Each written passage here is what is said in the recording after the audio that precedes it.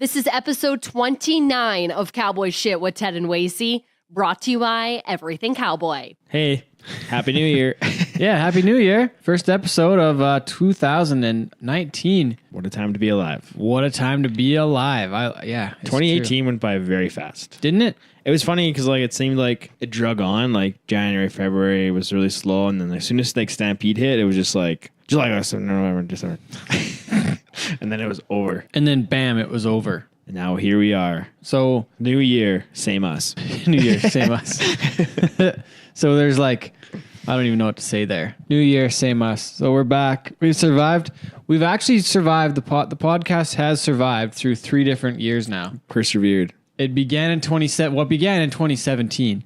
Mostly been in 2018. Mostly a 2018 thing, but we've now entered technically our third year of broadcasting. Not live. Second season. No, because if you actually heard what we actually said on this show, it'd be really bad. It's kind of bad as it is, but could you imagine if it was just what we did mostly? If it was a radio show, I think this would be a good radio show, live radio. I listen enough, now I've listened enough Fan 960 and stuff, and those guys are idiots. All of them. So we're on the right track to be like those guys, you're saying, yeah. eh? Yeah, I think we're along those lines of those dudes. We're doing all right? Yeah, I think so.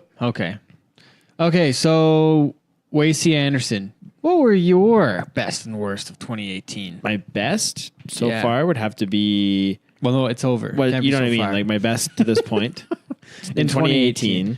Yeah, it's over Stampede now. was definitely a highlight for me. I had a time of my life. Stampede's always a good time, but were you living your best life? I was. At the Calgary Stampede. Oh man, I was living my best life, including because my summer job working for the Bat, so they were heavily involved in Stampede. I forgot about that. So that made it easy, and then Wacey fell in love at a concert at the Calgary Stampede. Met my girlfriend I currently have at Stampede. No, I'm talking about the other girl at Stampede.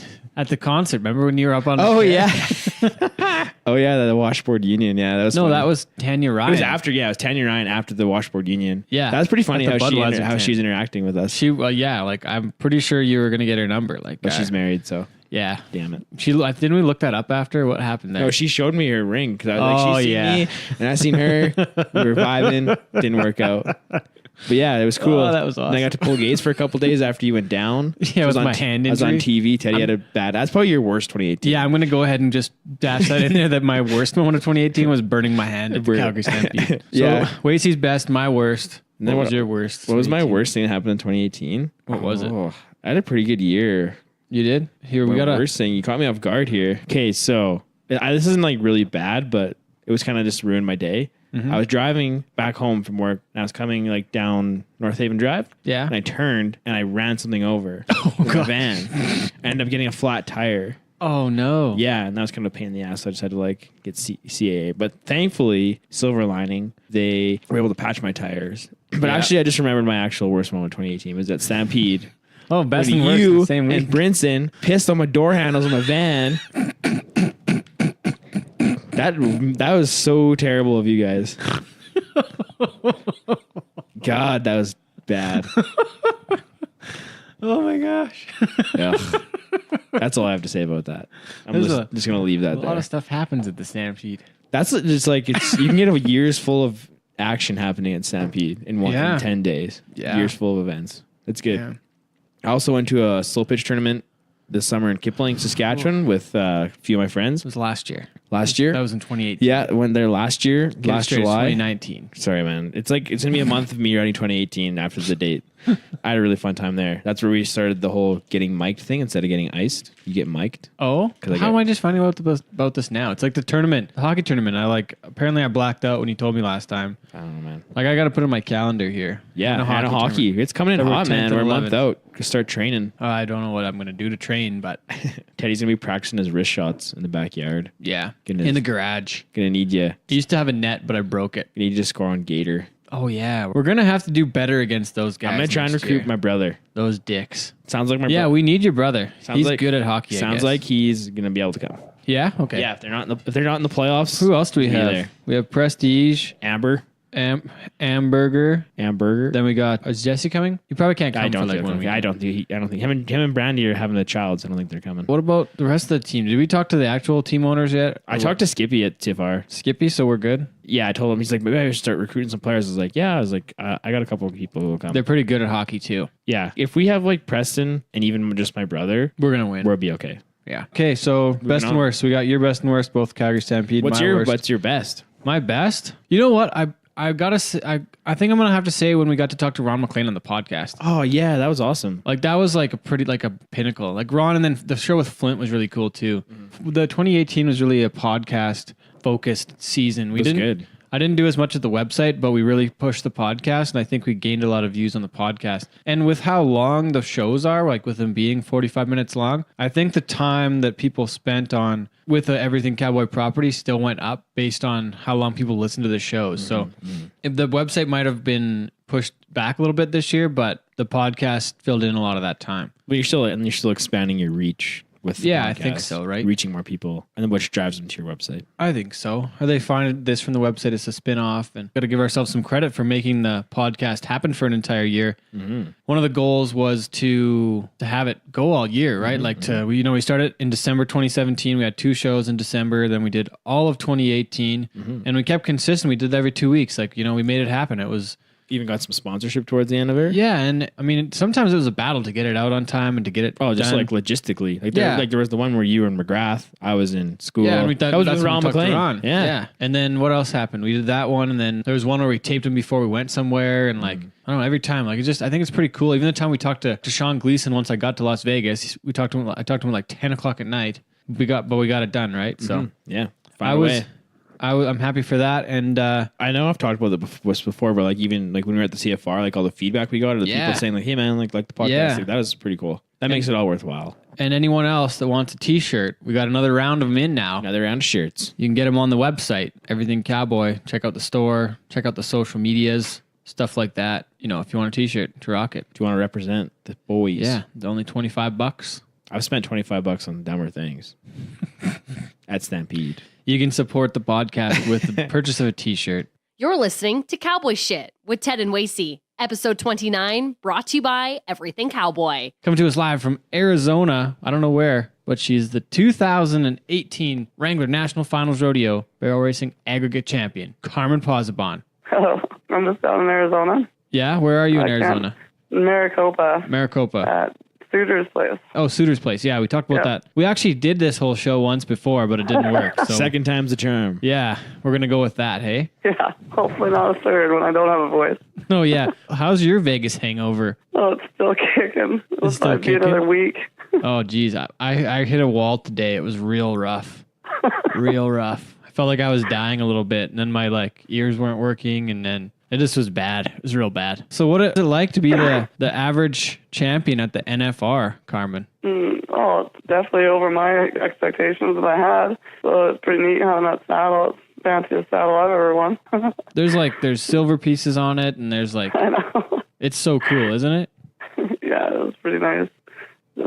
And we still haven't even unpacked it, but that's what I'm about to drag out of there and put on the stand. Yeah, what are you going to do with it? We'll have to show it in Arizona here for a bit, and then maybe I'll build a house when we get home this spring. Where are you guys going to settle at? Oh, we're in Savannah. We got some property down there that we want to put a house on there. Okay. Near Camet. Okay, yeah. Yeah, wasn't Joe leading sites from there? I remember seeing her address as being from Savannah. Yeah, she's from Savannah, and her sister Sarah. There's lots of us. Okay. BC barrel racers. Well, hotbed for BC barrel racing. It's not too far from, isn't it not too far from Falkland? Is that right, or am I messed up? It's about an hour and 20 from Falkland. An hour 20. So tell us about the week in Vegas. How ridiculous is that place? Yeah. Well, you better like the party. I went to bed every night, almost. There was about 3 times I got to go out. Love Fremont. Fremont's my favorite place. Yeah. And we got to go to the roller coaster. At New York, New York. Fun. Yeah, at New York, New York. Nice. There. That was the first night we got there. Nice. And then the back number ceremony and the WPRA gala deal is pretty neat to go to, too. Get to dress up and have fun, and you get tons of private presents, gifts, and yeah, it's amazing. Well, so yeah, what kind of haul did you come back with? You probably did pretty good, eh? Like, don't you guys get a qualifier saddle for even making the finals too? Yeah, like we got the qualifier saddle, and that was a coat saddle, a Lazy L. Mm-hmm. You don't want to, that's what you draw them, right? So then you can get whatever you draw. And if you don't like it, you can switch it out. But they get some pretty crazy ones that they make up for us qualifiers. So I figured the Lazy L was going to be the tamest one, and it definitely was. Well, and then, so is that something you'll use maybe, or is that like still a... No, I'll probably just keep it as a trophy saddle. It's not one that I normally use, but it's good enough to put in the showroom. 2 saddles in 1 week. That's a good haul. That's impressive. Yeah. Wacey had another question about what your motto was this week. I'll save that one for. I actually have a real question. What was your mentality going into the 10th round, knowing you had to like make a good run to keep your place in the average? Well, I thought I was going to go out there and go all the way around, and that's what I aimed for. But then my horse was probably the 10th round. That was the only time that I actually got her to be half relaxed going in there, and I could finally focus for once and not feel like I was going to die in that alley. So then she made us work perfect, and we were able to make a good run. I didn't even, like, Ted interviewed me after, and I hadn't even known what my time was, so I thought that I went all the way around them, but everyone said that I cut corners and got tighter. Well, yeah. What were you thinking when you nudged that second barrel for $70,000? I was in my head a little bit that it better stay standing. It was so cool to watch you do that though this week, Carman. And then like you were always kind of like close in there, and like then like I think round 7 or 8 you took over the lead in the average, and then round 9 you kept it, and round 10 then you won. But like we were all on the edge of our seats there in that last round. And then when you nudged that first one, I just about fell off my chair. It was wild. Yeah, the only one I touched was in the last round. Yeah, the whole week. Yeah, I was just trying to make everyone get off their feet a little bit. Just keeping it interesting. Yeah. Oh man. What do you won like 117,000 US there. That's more than you won all year. What's winning a check like that mean to you? Like what do you do with that cash? I know you get dinged 30 points on the taxes, but you basically still won that much Canadian, right? Because of the exchange. Yeah. Well, my goal was to get enough so I can get to the winter rodeos again and pay that damn truck off, like get that repair done. So that was quite a bit of money, and then I'll have extra, so hopefully we can put some towards getting a house built, and I'll get my little carpenter Jace, getting building one in the spring. Get him to work, eh? Yeah. I don't know how that's going to go because he likes to T-rope too much. Oh, yeah. He'll probably be doing what I was just doing, trying to get to the finals. That's usually what happens with that. I guess, eh? So was that going to be his next goal then, is to get to the finals too? Is that what he wants to do? Yeah, so he was so close this year. Yeah. He went down to that last week there, and then he finally missed that last little bit, and that was that last rodeo that made him the CFR out of there. But he held in till then, so at least him and his partner know that they can make it easy. They can get there next year for sure if they put all their heart into it. So you're going to go to the winter rodeos this year. You'll be going to Denver here pretty quick, and then Fort Worth, kind of like Houston. You finished 4th in the world. It's a big deal. You can go anywhere damn place you want. I'll be going to all those again. I'm just going to do that this year. I don't know if I'll keep doing it every year, but I'll try again this year and see where it takes me. And I would really want to get in the top 10 to get into that American again to have a little revenge. Yeah. On that third barrel. Okay. What's your in-between like between now and when the winter rodeos start up? Like what's your game plan? So I have January here, and I could go to Denver and that, but I'm not going to go. I'm just going to stay in Arizona and ride my colts to try and get them to know what a barrel is for the next month. And then I'll carry on and go to Texas for the end of January, like around the 23rd, I think San Angelo starts. So. And then from there, you'll go to Houston, Austin. Yeah, Fort Worth. I go to San Angelo, Fort Worth, San Antonio, down to Houston and Austin. And, yeah. And then I guess April, will you go to California a bit? Or will you come home in May and go to like Cloverdale and start going to the Canadian rodeos for the summer? End of March, I'll go to like Oregon. There's one there, Redmond, I think it is. Yeah. And then I head straight to across the border, and I'll just come up to the indoors in Canada. And then you won't set my horses back up for the summer. Okay, and then you won't really go back south until like maybe Cheyenne or something, or what would you hit in the States in the summer? Oh, that's too far ahead. Don't know yet. I don't even like to come back down here. I'd rather, like last year, I made it to the NFR just with the rodeos from the winter finals, and then I think I made a couple grand at like Linden. Like there was maybe 2 other rodeos I made money at. Yeah. So I can pretty much do it all in Canada if I just did get up there again. Especially with Calgary counting. Hey, like if you can hit them for 20,000 at Calgary, that's a big hit. And then another one that counts is that American. I don't know if it counts for us. I haven't checked it out, but it should, eh? That's another one that counts this year that never has before. And do the qualifiers count too? Like there's just as much money in the qualifiers too, isn't there? There is, but I won't be going. You don't have to being in the top 10, you go to the. Oh yeah, you go right straight there. in, right? Yeah. But you can only win. There's only 2 checks. You can only win 100,000 there. Yeah, you win 100, or you win second for 25,000 or something. Like it's just like 2 checks. So but that I guess, would count. Okay. Yeah. So tell me about your favorite part of Vegas. Oh, like that Grand Entry is a little wild. Yeah. The Grand Entry is good. It gets you revved up for the perf. It's kind of perfect because you get there, you run, you do the Grand Entry, and then you just get off, you paddle, and then you pretty much run in and go do your barrel run. So you don't get a whole bunch of sitting around, which is nice. So you go in there, you do your job, and you're done. And you get to enjoy it that night. At night, if you get to the gold buckle ceremonies, I'm sure I never did go over there this year, but I always hear that that's how fun to go do.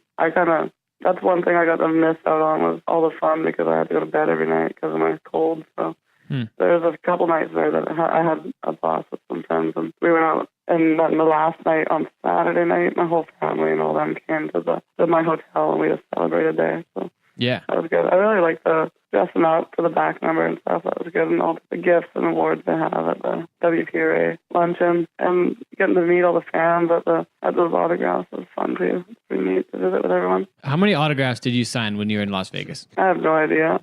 I don't know how many autographs I signed, but I did have to cancel a few because once I got sick, I had to cancel on a couple. But we had a lot. Like every day, I was supposed to be busy every single day until the 14th. So dang, it was never a dull moment there. That's for sure. So there was basically no nap time either, was there? No, I got like a half hour each day. Oof. Before my perf. I'd run home, change, I'd nap, change, and then go to the perf. It's a crazy time. Did you sleep okay there? Like I couldn't sleep worth a damn there this year. It was brutal. I did the first little bit, and then once I got sick, it was hell. Jeez, so, how'd you keep it together? Tried to rest as much as possible. I tried to have as much soup. Just tried to drink as much water as I could, and I just needed to keep my mental game together because my body was weak there. That one perf, like when I first got it, I went to the practice that morning, I was good, and then all of a sudden it hit me like a wall, and then I had no balance. So my only goal in that run was to stay on my horse and go keep a clean run. Yeah. I had nothing fancy planned at all. So. You don't want to be that girl that falls off at the end of no, and I did get a little whiplash on that first girl. That girl, it was pretty funny. Oh, and then poor Jace got sick in the alley, and he was almost going to get knocked out. That's Rip, because she just wants to go so bad. The one day, and there's like, I think it was the second or third last go, and he's just like, I've got no energy for this. I'm like, all right, let me go. She just leaves from the back 40. Oh, dang. So there's a couple times, because you guys don't see it in the video there, and she would get loose in that alley once that the girl before me, Jessie would go, and she would bolt to the corner in there, and there was a guy always on that gate, and he had to climb the fence every time. I felt so bad for him. It's just Jesus take the wheel at that point. They finally started figuring it out, and they started shutting the gate before me. Oh, dang. Hey, what was the craziest thing you got fined for at the NFR? Oh, I got lucky. I didn't get one fine. Really? I know. That's the biggest stress I had going in there was all the fines. Oh, yeah. Geez, you did good then. I didn't get anything. I thought for sure I was going to get one in the Grand Entry because my one hole was getting a little fried in there. And then I thought maybe for the alley, but never did get one. So what horse did you ride in the Grand Entry? I was going to ask that, too. I rode my 5-year-old a couple times. She went probably 3 or 4 times, and then I had to ride Jason's real horse, got the call. Okay. For sanity. That's probably like a pretty good place to train them, though, for like how much crazy shit goes on there and the people and the noise and like it's just bizarre, isn't it? Yeah, it's a lot. It's definitely. They went out of there, and you'll be like Zeke was beside me, Zeke and Scott, and we just like my poor horse could not breathe an extra inch, so we just squish you so tight in there, and then lots of wrecks in that. It's pretty entertaining to watch it. What's it like when you guys all get through the alley? Like it's just there's so many people. Yeah, you just start running, and everyone's hooting and hollering and yelling, and it just gets so loud. It's hilarious. Everyone's like, even they'll get roped or your horse will start bucking and everyone just laugh. Jesus. So the real carnage, Really Western. the real carnage rodeo happens underneath the, like, after the alley, I guess, eh? Oh yeah, like you're not allowed to slow down because if you slow down, you get ran over. So you have to pretty much, once you exit that arena, you're hauling ass out of there. All the way outside. You can't, so you don't run out because everyone's supposed to run out, right? Like you can't just run out and then walk because then you're just gonna pile up. That's true. Full on horse.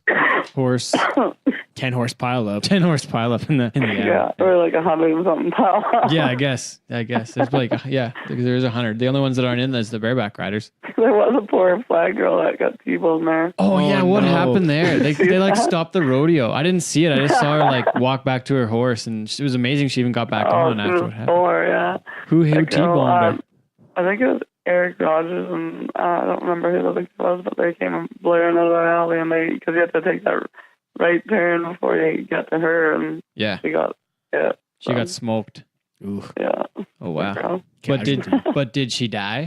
No. No, we all lived. There was no fatalities. Oh man. So next up, let's talk about the year leading up to the finals, like what it took to make it. It's not easy to get there, and this is something that you talked about. Like you've wanted to win the NFR since you were a kid. Like it's not just this year or anything. Like it's been different steps and making it up. Like gotta be pretty damn cool to realize this dream. Yeah, it is. It's been a long haul because I've had to go through many horses to be able to even afford to go. So every horse I make, I usually have to sell it to be able to get to the next rodeo. So then I have to make another one to be able to keep going. So it's just stepping stones all the way up. And then by the time I got enough in my pocket to be able to even chase the rodeos for a full season, then you have to go and take the stepping stones to be able to get qualified into those big rodeos, right? And then you actually have enough. You don't have to go to 100 rodeos if you can get into those big ones. You can just cash out at the major rodeos. And from there, then you can, it was like Rip. She went to like 43 rodeos, I think. The rest of the rodeo count that I had, I just ran my colt just to see her. And she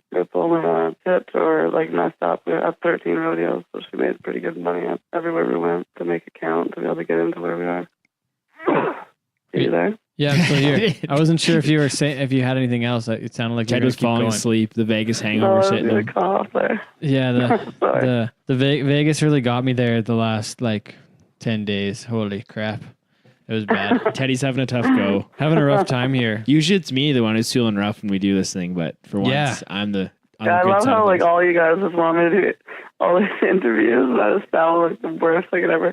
Pretty sure I'm gonna have no voice after all. Christmas, I'll be not talking to anyone. Only be allowed out of my house. Oh yeah, I was on the same flight as your dad. I'd never met your dad before. Oh gosh. Yeah. Good luck. You lived through it. Yeah, we survived. Well, Luke and Leanne were on the plane too. Did you drink lots of tequila? No, I didn't drink. We had mimosas for breakfast. That was pretty good. He didn't have one. He just had coffee. He was, well, the night that he got sent out, he was pretty wasted. Oh really? He had a good time that night. He was Saturday night. Yeah, he was celebrating for you. Yeah. Oh well, we all did. It was pretty good. There was something we talked about last time that was really good. I forget what it was now. Oh, traveling partners. Pardon? Oh, the traveling partner. Oh yeah, that's another award we never did receive, but we should have received one for that because we all came out alive and we stayed together the whole summer. And it was two couples, like it was me and Chase and Chase's partner and his girlfriend, Kyla. I don't know about those team partnerships. They're worse than a marriage. Oh, they get a little weird sometimes? Yeah. You're like scared to step on their toes. No. Oh, it was pretty good. We did get through because we drove all the time from BC. There's quite a bit we hauled back and forth from BC and then to Alberta, but there was a long time we also just lived out in Alberta together too, so it wasn't too bad. I've heard some horror stories of partnership or in the traveling partners. So oh, really? Ours went pretty good. So what have you heard?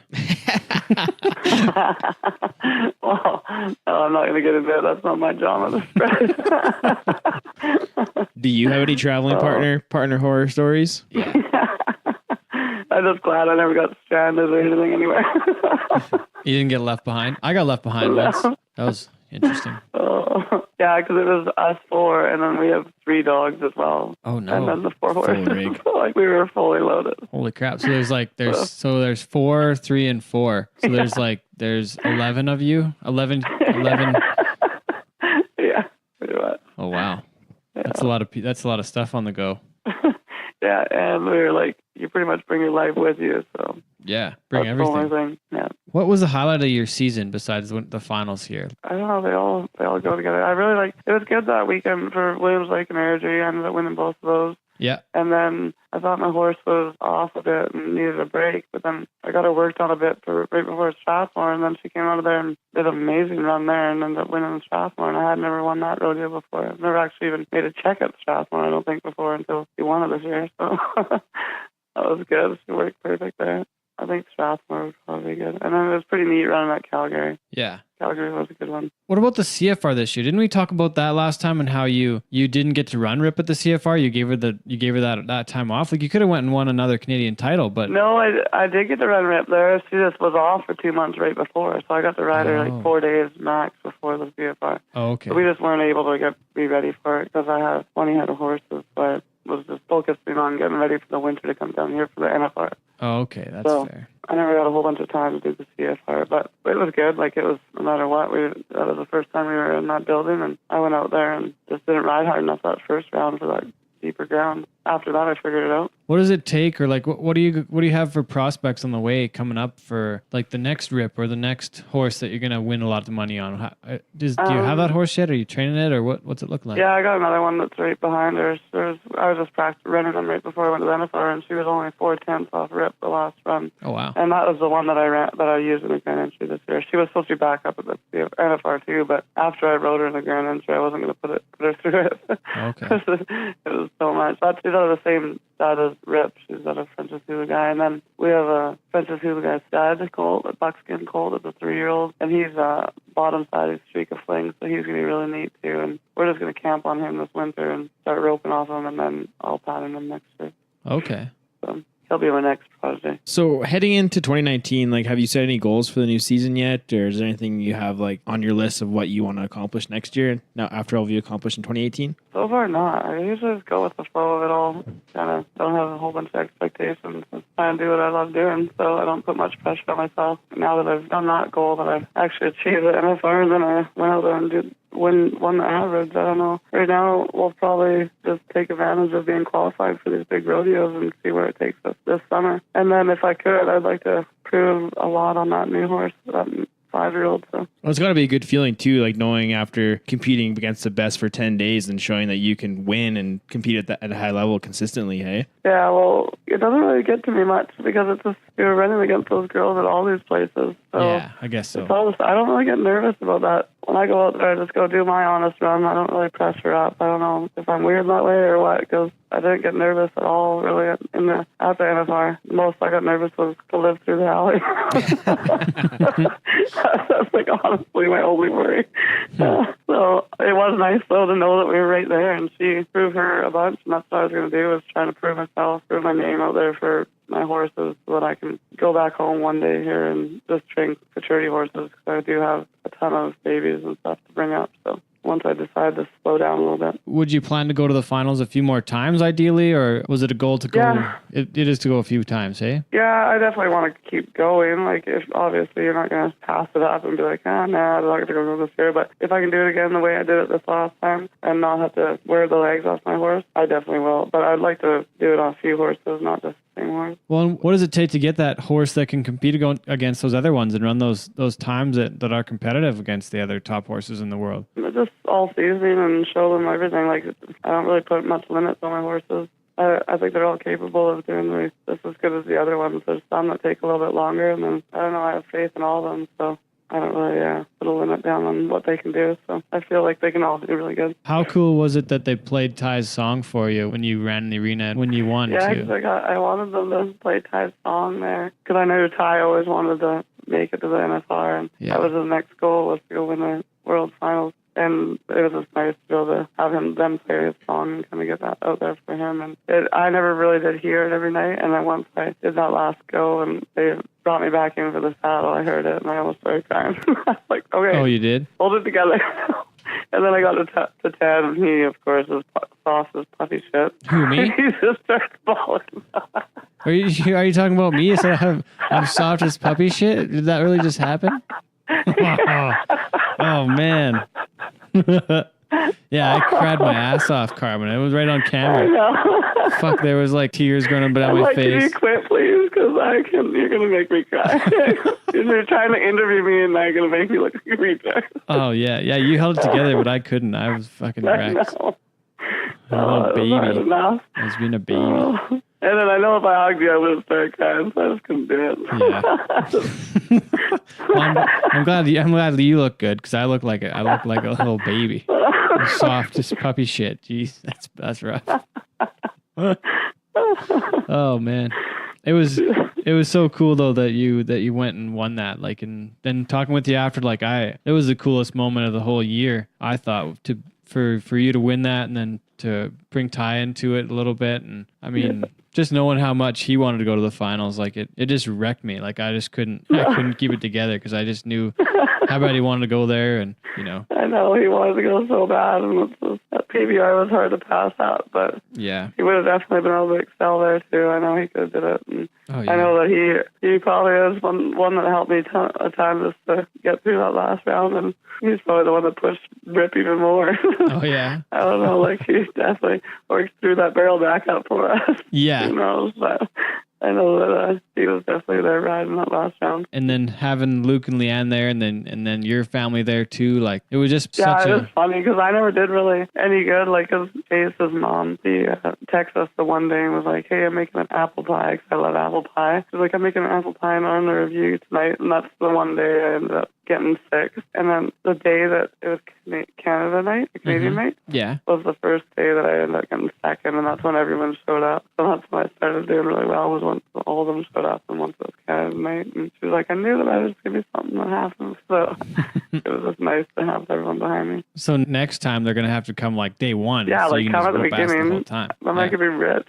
Yeah. Well, even so, you still won 117 grand. Oh, like I know, I'm still rich. You were still behind Haley by like 120 grand though, but she just won the shit out of everything. Oh yeah, she did awesome. She's got a phenomenal horse. They get to excel everywhere. She's such a nice lady too, eh? Like she's super cool. Yeah, she's nice. All those girls, it was a blast with that whole bunch that I was with. They were there to help anything I needed. So yeah. I just felt like I could have found a better bunch to qualify with, that's for sure. Well, and going back to the last time we talked too, you said that wasn't it Lisa or someone that reached out to you beforehand to like offer up any help and advice before you went there? Yeah, she was really good. She texted me not to give me anything. Like she just said, message me or call me or anything if you have any questions. So it was nice that she put her hand out to help through. And Amberly Moore was amazing. Stevie Hillman, they all helped out a lot. So I don't know, each one of them, they all did as much as they can, and we were all there for each other. So I don't know what else to ask you, Carmen. I think Wacey was joking about the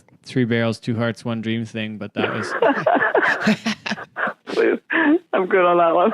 Yeah, not too cheesy. I'd like to respectfully decline to answer that comment. Question. Yeah. Well, you can erase the soft puppy shit if you want. Yeah, she called. Did you hear? She said I was softer than puppy shit when you left because I was crying during the interview. I have no. Vegas. I have no comment there. Wacey's pretty soft too. He cried too. I didn't cry. Teddy's, you're the one who cried. It's even on camera. I can't even go back. Like you can see like the water running down my face. Ted cried. Ted cried at the Notebook, so he's a confirmed crier. Jeez.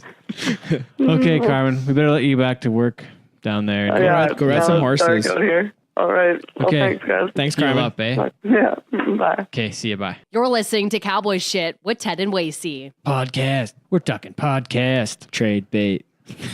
We're talking trade bait. You want to trade anybody on fantasy hockey? No. My team's been pretty shit lately. I'll trade you for Pedersen or Ranton, and that's about all. No. Go fuck yourself. I'm the one who's in second place. You're the one who's in 8th place, man. Yeah, whatever. Okay, thanks to Carman Pozzobon for being on the show today. That was a lot of fun. She's good. Yeah, she's a good chick. That was try number 2. For those of you that listened to the podcast the other time where we said we were going to have Carman on and then we didn't, we just were like, we meant JK. this. We meant this time. We meant this time? Yeah. So there she was. Hope you enjoyed the show. And welcome to 2019. It's January 2nd today, but welcome to 2019. The future is upon us. The future is now, nerds. Yeah, it is. So we talked about our best and worst of 2018. Mm-hmm. And like Carmen just made fun of me for being a fucking crier, a little baby. Confirmed. confirmed crier. It's been caught on video. It happened. That's okay though. It's nothing wrong with that, man. Honestly, it was like don't worry about it. It's a pretty cool moment, man. It's okay. It's fine. It was a pretty cool moment for her to win that, and like it's natural to cry. It's not a bad thing. I can't believe she called me. She said she said I'm softer than puppy shit. Like that's Boom, gonna be a roasted. highlight. Boom, roasted. We're starting off 2019 right. Our guests are giving us more shit than Wacey and I are giving to each other. It's the way. It's 2019, man. Jeez, I'm gonna have to start selecting our guests a little easier next time. Screen them beforehand. Are you gonna make fun of us during the interview? Yeah, this is not gonna happen. When Foley's on the show, he'll make fun of you the whole time. I can hang with Foley though. I can chirp him back. So. You can chirp him? Yeah, I'm witty enough. I'm not. I don't think I'm witty enough. Like I'm not fast enough. I'll come back to you in like 3 to 5 weeks. Oh yeah, just text Carman back 3 days. Yeah, well, you know what? Take that. I can't even say anything though because it's like, I got nothing. She got you, man. You're a horse in a trailer, nowhere to go. What? Horse in a trailer, nowhere to go. I don't know what you're saying there. You're a horse in a trailer. You have nowhere to go. Who, me? Yeah, in that situation. I'm stuck, right? Yeah, you're stuck. You're a horse in a trailer. It's a lose-lose situation. All right. I got roasted by a girl. That's okay. That's 2019. It's 2019. Girls can do that. 2019. Yeah. Resolutions. What's your resolution? Or what's something you want to... Doesn't have to be a resolution because resolutions are kind of like... They're kind of bullshit, aren't they? Yeah. So like what is something you want to do in 2019 or something you want to accomplish, something you want to change? Well, actually, you know what? I don't know if I've told you this. You haven't told me this. You haven't heard what I'm going to say yet. No. I want you to be a full-time employee of Everything Cowboy by the time you're done school this semester. Like this semester. January semester. Oh, okay. Like by April. So I was like, yeah. By the time you have to go back to Bud Wright, you don't have to go back to Bud Wright. You can just be a full-time EC employee. That'd be cool. Right? I guess I haven't told you that yet because you're like, yeah. Because I can work from home. Yeah, you can be part of the pajama workworkforce with me. I mean, I can get behind that. You got to stay in your own office in the basement. You got to have a basement office. Basement dungeon. The dungeon office, Wacey. And you got to you're going to have to do the shit jobs for a while. That's how it is with every job, man.